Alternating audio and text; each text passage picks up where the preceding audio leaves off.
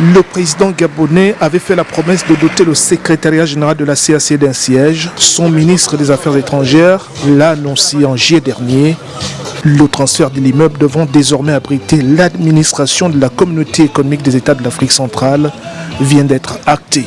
Mais en amont du rituel de la cérémonie, il y a bien sûr un prétexte qui justifie le contexte du jour. La présente cérémonie se déroule dans un contexte de profonde mutation tant de l'Union africaine que notre institution régionale. En effet, comme vous le savez, nous venons d'organiser au mois de juin et juillet dernier les réunions ministérielles du comité de pilotage de la réforme institutionnelle de la CEAC.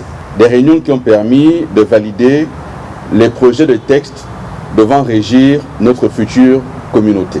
Cette validation par tous les États membres est un pas décisif vers la mise en œuvre des réformes décidées par nos chefs d'État et de gouvernement qui ont voulu que la CEAC soit profondément transformée pour répondre aux attentes de développement exigées par nos populations respectives. Les officiels sont unanimes dans leurs interventions. Cet édifice est suffisamment représentatif des missions de la CAC et le replace dans une trajectoire de l'intégration sous-régionale.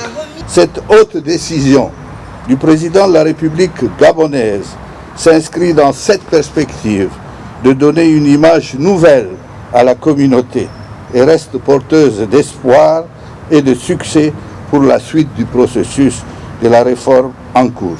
Pour quiconque connaît l'emplacement actuel du secrétariat général de la CAC, il saute aux yeux qu'il est difficile pour ces instances d'y tenir leurs assises.